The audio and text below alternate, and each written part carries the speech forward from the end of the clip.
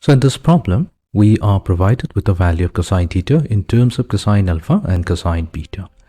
And we need to show that using this information that tangent of theta over 2 equals plus or minus the product of tangent alpha over 2 and cotangent beta over 2. Let us begin. So here we are going to start this problem by considering an identity. An identity which is given by tangent squared A equals to 1 minus cosine of angle 2A divided by 1 plus cosine of angle 2A. So here what we'll do, we'll suppose that let A be equals to theta over 2. So when A equals to theta over 2, then we're going to get the equation tangent squared theta over 2 that becomes equals to 1 minus cosine. So in place of 2A, we're going to replace with theta and divided by 1 plus cosine of theta.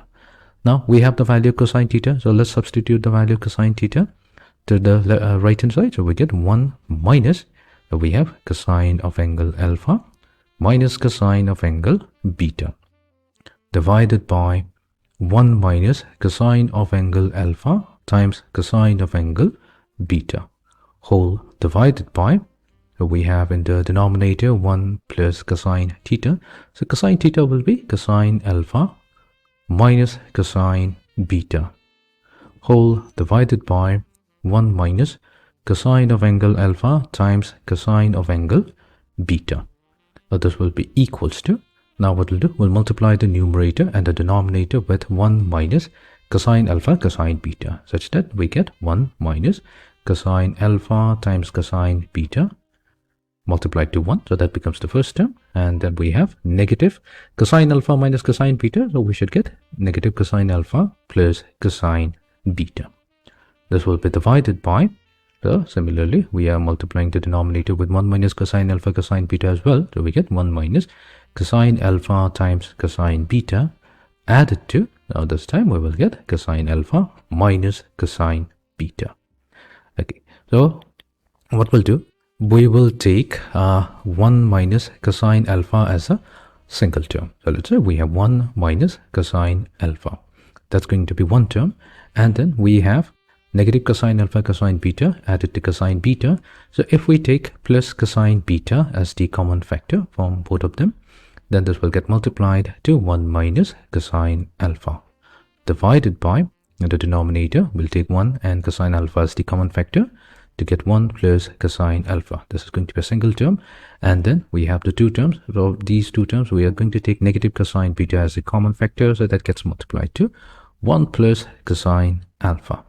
So now what we have in the numerator is we can take 1 minus cosine alpha as the common factor, so that gets multiplied to 1 plus cosine beta, and in the denominator we have 1 plus cosine alpha multiplied to 1 minus cosine beta. So here we'll be using the identity whenever we have 1 plus cosine of angle theta, so that becomes equals to 2 times cosine squared theta over 2. And if we have 1 minus cosine theta, so that becomes equivalent to 2 times sine squared theta over 2. So using this formula, we can rewrite the two factors in the numerator as well as the denominator. So we have 1 minus cosine alpha. So 1 minus cosine alpha will become 2 times sine squared alpha over 2. And this is multiplied to 1 plus cosine beta. So if we use this identity, then we will get 2 times cosine squared beta over 2 whole divided by, now 1 plus cosine alpha will become 2 times cosine squared alpha over 2 and multiplied to 1 minus cosine beta, that becomes 2 times sine squared beta over 2.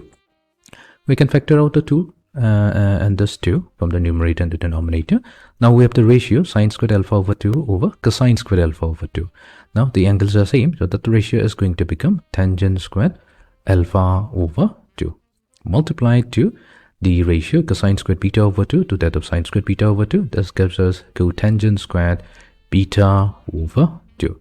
So we started out by considering tangent squared theta over 2. So that came out as tangent squared alpha over 2 times cotangent squared beta over 2. Now what we'll do, we'll take the square root on both sides. So thus taking the square root gives us the final result. So tangent of theta over 2 will become equals to, we'll take plus or minus since we're taking the square root on both sides. We have tangent of alpha over 2 multiplied to cotangent of beta over 2. Hence, we have successfully proved the problem.